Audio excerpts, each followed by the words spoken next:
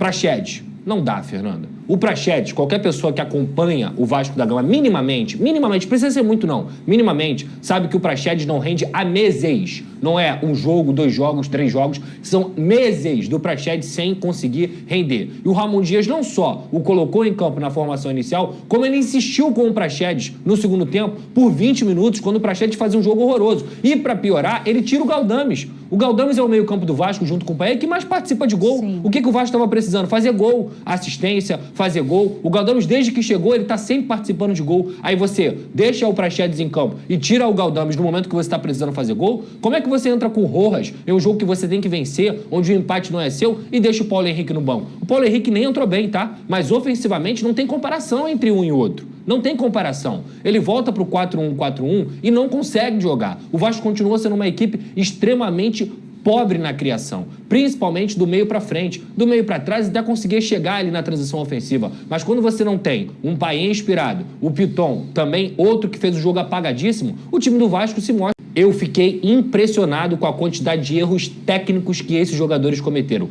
Técnicos, Fernanda, coisa que você aprende na escolinha. Passe, lançamento, domínio, cabeçada, finalização, do Paê ao Praxedes, coisa que irrita a torcida. Aí ontem, por exemplo, o Praxedes foi vaiado pela torcida enquanto ele ainda estava em campo. A gente sempre fala isso aqui. Vaiar jogador enquanto ele está em campo ainda não é a melhor escolha. Porque se ele tá mal, ele vai ficar pior ainda. Pode ter certeza. Agora, em qual posição que eu vou cobrar da torcida do Vasco algum tipo de racionalidade? Não tem como. É vergonha, é trauma, é vexame atrás de vexame, é uma insistência no Praxedes. E como a gente até estava conversando aqui em off, a culpa não é só do Praxedes, não. A culpa é de quem colocou ele em campo. Porque o Praxedes não desempenha com a camisa do Vasco, isso é óbvio. Então, ontem, novamente, repito aqui, não vou aqui ser 880, caça às bruxas, demite técnico, isso aí é papo de maluco, é papo de que não entende nada do que aconteceu com o Vasco nos últimos anos e que o Ramon não é definitivamente o maior problema do Vasco. Mas ontem, especificamente, ele errou. E se há algo bom para levar essa desclassificação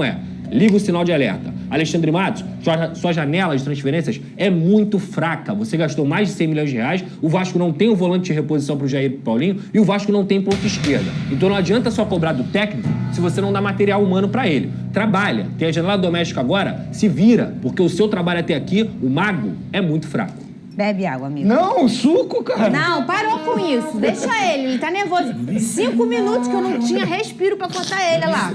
Porque ele tava desabafando, Vene Luiz.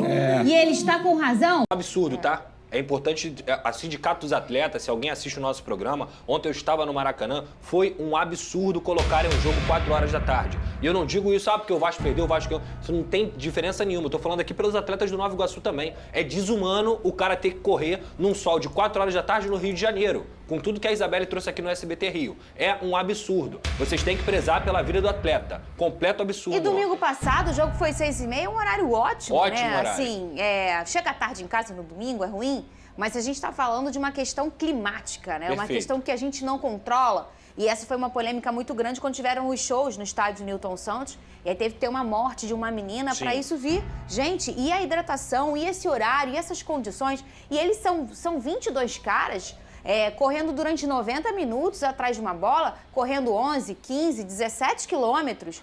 Isso é muito ruim. Pensando que a gente pode ter um outro horário, né? Porque, só tem esse, beleza. Não pode, não é? Mas você tem a condição de ter um ajuste de horário. A gente não controla o tempo, mas a gente faz o quê? Prevê. Todo mundo sabia que ia ter essa onda de calor no Rio de Janeiro. Tava muito claro há dias, e a gente sabe, a gente sempre se informa aqui no SBT. Por que não trocou horário? Botava 6 horas, 6h30. Eu acho pro espetáculo horrível e uma ofensa aos atletas. Eles não têm que correr nessa situação.